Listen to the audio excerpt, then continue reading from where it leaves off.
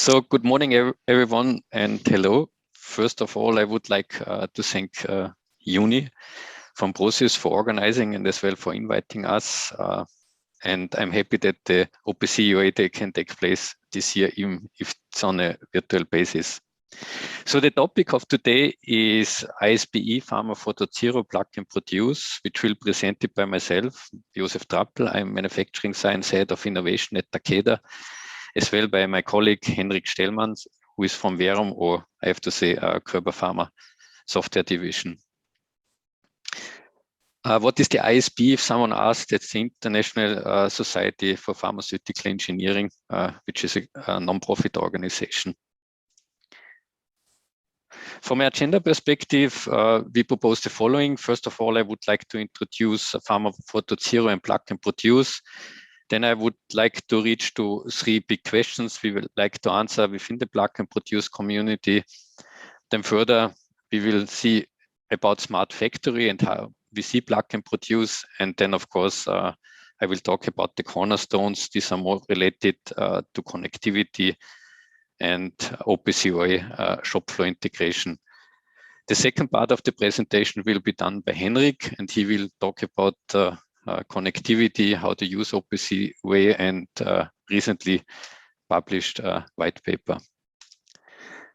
So when we talk about Pharma 4.0, it started everything and related to Plug and Produce in 2004, where the ISPE was looking into PAT, that's process analytical technology, which can be applied in the pharma industry. So PAT is a framework for innovation, which is important for pharmaceutical development, manufacturing, and as well for quality assurance, where there's also a nice definition from the FDA, from the Food and Drug Administration in place. The term Pharma 4.0, which is interesting, was created in 2015. And the ISPE Pharma 4.0 was founded in 2017 by establishing these 8 work streams, which you see on the slides, starting from a holistic control strategy, which is also important, is validation for the pharma industry. All processes have to be validated, connected health. We also consider a maturity model to help the industry where we are standing today and where we want to head, including process mapping, CPV, and process automation. And where I want to focus today is the Plug and Produce. What you see in the middle, these are the 4 cornerstones from an organizational and system perspective. Of course, we have to consider resources, how the workforce of the future looks like, as well how information systems, IT, OT plays in our world. As well, of course, we need the culture, and we have to drive organizational changes related to our processes. So coming to the 3 big questions we raised within the ISPE Plug and Produce. So the first one is, how do we translate the business needs into the digital reality of Pharma 4.0? Of course, everyone knows Industry 4.0, but we want to translate user requirements or pharmaceutical needs into the Plug and Produce field. The next topic is what is needed for the integration of OT and IT. So the automation world has changed. Also, IT, OT comes near together, and there are a lot of new technologies on the market, which we have to look into and which we want to use in the future to make our processes and work more efficient. And last but not least, we want to see how we can approach Pharma 4.0 Plug and Produce in practice. And therefore, we have the different work streams and the different communities working on shop floor integration, connectivity as well, on system architecture, and look how this fits in an overall framework by doing POCs, hackathons, and possible lighthouse projects. So what not has changed is, out of the last presentation, is the vision of Smart Factory, Plug and Produce.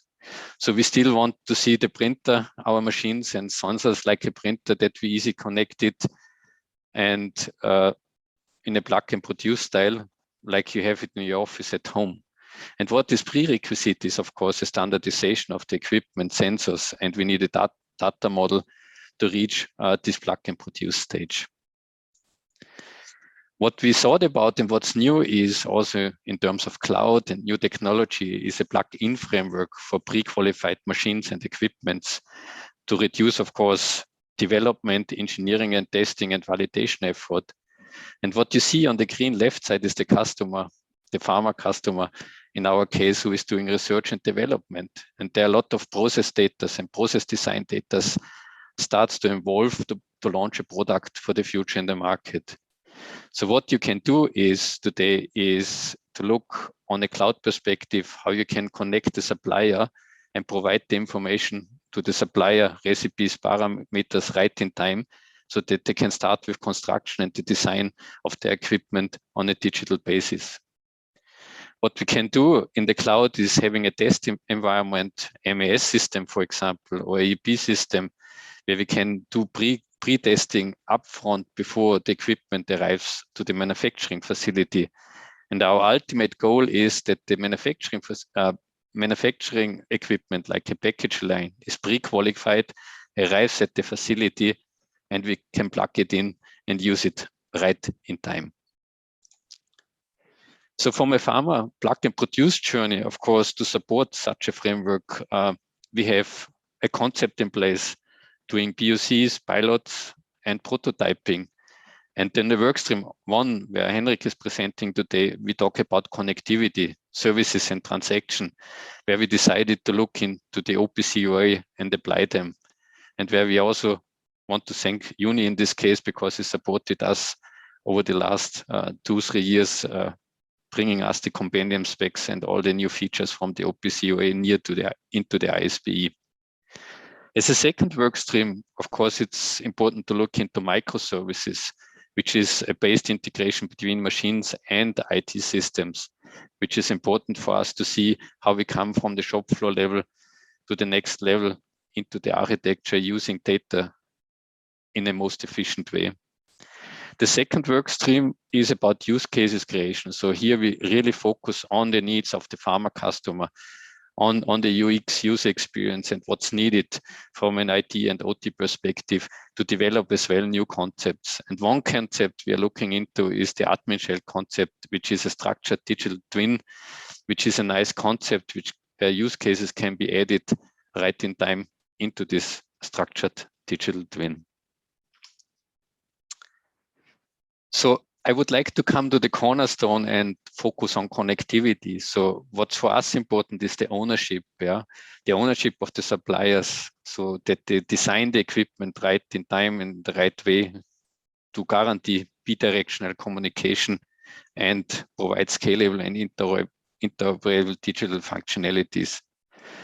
Now, as mentioned, we presume that the vendor takes an ownership about the interface and provide best practices by positioning and the offering.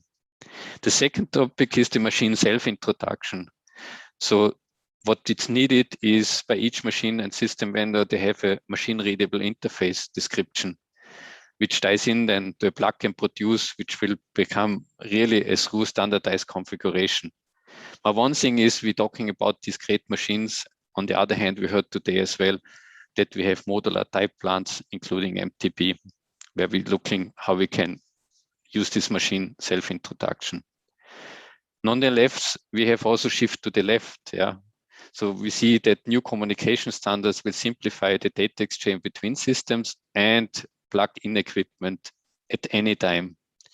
So what Henrik did in workstream 1 is to establish a concept paper, which he will talk more about later, where the equipment interface data model is in a standardized OPC not set to XML format to the customer prior to the system meeting on site. So that fits to our framework that before everything arrives on site, we can do already testing.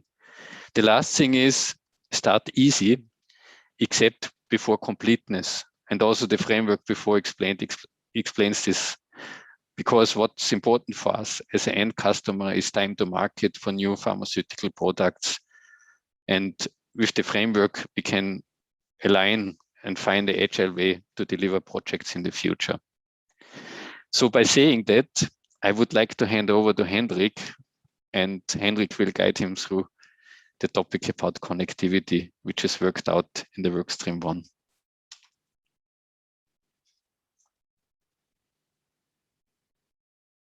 You have to unmute, Henrik, please. Anfängerfehler. Yeah, thanks, Josef. So what I actually want to start with is I want to send a huge kudos to Life and Team for the MTP group. The project you're running with the number of people coordinating multiple organizations. That is extremely impressive. So what we did in the ISPE is a much smaller set of things. But the beauty of that is, let me go to share, is that we were able to move a little faster. Let me start my timer, otherwise I will talk for the rest of the day. Okay, when in February, March last year, Josef, as the lead of the ISP group, did a reboot of the plug and produce group, there were a few people that were very impatient, and me being one of them. We set ourselves a goal. Can we probably improve one thing? Not the whole thing, not the peace on earth, but can we do one thing and do that one thing? Can we do that better, and can we do that in a relatively short time frame? So we set ourselves a goal. Let's publish a paper by end of the year with about 9 months left on the clock. So we started with this one. You've probably seen this picture before. I will not spend too much time on it, but one of the things that were really keeping people from using a whole lot of automation were engineering costs and validation costs. If you're not familiar with the pharma world, it's all about testing and getting proof that everything works. So basically, we're all testing our body parts off. So what we decided to do in workstream 1 is, can we go from here to here? Just improve one thing. Let's say we're using tags and it's giving us bruises and dents and scratches. So maybe we just put a handlebar on it first as one step towards the final goal of having actual plug and produce. Whereas Josef said, you plug in machines like a printer. So we decided to write a concept paper within the ISPE. From the very beginning, it was clear that we can't do the whole thing, so we need to improve one thing. And what I can say from the work we did is the biggest enemy is not time. The biggest enemy is scope creep. That means, can we do this as well? We should think about this special case that happens in 0.5% of the times as well. And I would say scope creep is your biggest enemy. And I have also admit, I've been on both sides of this fight. I was fighting for extra functionality and I was fighting against some others' extra functionality. Then, of course, the next cornerstone is standard technology. So OPC UA, to me, honestly, is the only choice at this point. If you want to go standard, you can build up your own stuff. But OPC UA, even in the status where it is right now, as Stefan said, unfinished and will be unfinished forever, is definitely the way to go. And I want to emphasize the third point: fail fast. That means prototype as you go. If you develop something, the best idea really is to have someone who's testing it as you go. And we had some really funny situations. So we had some people in the background. So we brought basically all of the group brought developers, and we were prototyping a functionality as we were writing the concept paper. And we had some really funny situations where during a call I'm writing the protocol, and then one of the developers got back to me, said, "Hey, I tested this. It doesn't work. We need to do it in a different way." So real-time fact checking as you go, I can really highly recommend it. I want to go not too deep into what we developed, but only so much. We have developed a use case independent service model, and we were only focusing on the data transfer. And how do I get data safe from one service to another service? And we made a very abstract, very simple model. Basically, what we said is a unit can provide one or many services, and then one service can have one or many transactions. And these were basically the types we created in the information model. So a service can be running an arbitrary time frame. In biotech, we have processes or batches that run for several months, up to half a year. And then the transaction, of course, should be very short-lived, hopefully finishing in 1 second. So basically, this is it on a single page, what we did. And I believe this is quite different to a lot of the other specification activities that I have seen. And let me talk about why we have chosen this approach. So what I mentioned here is the ISPE, as Josef said, is for the pharmaceutical industry. And the pharma industry is a bit of a special tribe within all the industries. And I would say it is kind of horizontal to all the machine type silos. Like if you look at the companion specs, we have robots, we have extruders, we have tablet presses, we have bioreactors. Basically, it's all of that in the pharma industry. So I would say horizontal to all these specifications, the companion specs, but we have very special requirements that are coming from the fact that pharma industry is highly regulated. To give you one example, you can never have data without metadata at basically any given point in time. So whenever you have a float or a double, then you always need to have the unit of measure associated to it. So we were making heavy use of the type model or that OPC provides that I really, really like. All object-oriented. Being an IT guy, I really feel at home here. The second point is we believe there's quite literally an infinite number of use cases out there. And honestly, I believe if we would standardize on use cases, probably new use cases will come faster than we can standardize. And what I also wanted to mention here is, and this goes back to the MTP group and also to the Bioform group, if you want to standardize on use cases, what you need to do is you got to bring the direct competitors for that specific domain into one room and align on one data model. And this is an infinite amount more difficult than aligning on a very abstract data model that basically works for everyone. So again, kudos to all the other groups who are doing this, specifically the Bioforum who did this for the single-use bioreactor. Yeah, of course, flexibility. If you ever worked with a pharmaceutical company, in your bingo card you put "we are special" in the middle, because that's in every single meeting. So we said, why don't we start with the extreme and not define any use cases? So if you look at my example tree on the right, a unit is providing services, then you have the services, and then you have the transactions in there. So if I have my special service that no one else has, we definitely wanted to have this on our radar from the very beginning. So what we really did is we created more of a meta model, like a rule set, than an actual textbook data model, which again I believe is quite different than the other approaches.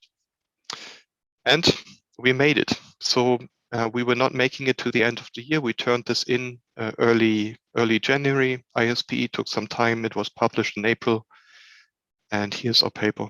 So what I want to share now is some real life experience in the way we were making this this concept paper and what we learned from it. I want to talk about challenges first, and I would say the two main challenges were complexity and availability. And I have quoted some parts of Wikipedia, which I think are representing my experience, or I would say our experience in the real life use of OPC as of 2020. It is inherent complexity, some 3,100 pages. I would really say we were extremely happy that we had Joni in our group, who was helping us choosing the right thing. Without Joni, we would have done probably much different things, probably taking some dead end development. So that was extremely helpful, and a huge kudos and thanks to Joni for your support. I would say a follow-up of the complexity is that implementations are usually incomplete. And I would say this is probably the part where we struggled most, while Joni was helping us to overcome complexity, the incompleteness of actual implementation were giving us much more headache. There's an executable flag on methods, for example. And we were thinking, okay, so then we could use it, and turns out that this one is always true. You know, if the PLC is running, it's true. So it's not of much use in that sense. And we had to work around a whole lot of different, let's say, differences in the implementation. Then, of course, different vendors implemented different parts of the specification, and you got to figure this out. So if I go back to my previous slide, trying as you go, to me, is really vital to be successful here. So actually, what I would say is, if I could have a wish to the OPC community, I would say complete and documented implementation would be the thing that is keeping us from moving faster, as us being a software vendor, and also us being ISPE and adopting this great technology. And it's even, market leaders. It's not that, a small company doesn't have the full implementation. We had big players in this group, and we were still making these experiences. I'm happy to hear that from Live that methods are considered in the MTP group as well. For us, it was a very fast decision to go with methods. So go ahead. Maybe you can learn from our mistakes, learn from our success, of course, as well. All right, enough about the challenges. This should not be discouraging. This should not be criticism. Actually, it should encourage people to adopt it. Yeah? It's the lack of existence that's keeping us from going. It's not the technology. It's not the specification or the concept itself. So conclusion, last slide. OPC was the obvious choice for many reasons. We see huge advantages. It is well thought through. So very intelligent people obviously put a whole lot of work into it. We see it as a very powerful toolbox. You got to use it wisely. And we see more and more end users that are requesting it. So if you're an end user, request it so that vendors give it to you so that we can actually adopt it. And bam, success, we made it. We achieved the goal. The concept paper's out there. We found sustainable solutions. I would still emphasize that we found it as a team. So we were working with software vendors, we were working with end customers, with machine suppliers, and with the testing on the fly. That really was a key decision from the beginning. We will continue to build on OPC UA, no doubt about that, when it comes to IT/OT communication. And also what I can say is actual implementations are about to go live. We are currently testing with multiple vendors productive implementations. So I think we're not going to make it by end of this year. That was my secret goal, but it's going to be probably Q1 next year that we want to go live. All right, thanks a lot. That's it from my side. If you are more interested, I believe I'm standing between you and your coffee break. If you have questions or comments, feel free to reach out to myself, reach out to Josef, and we always have open spaces in our Plug and Produce working group if you want to join us. Thanks a lot.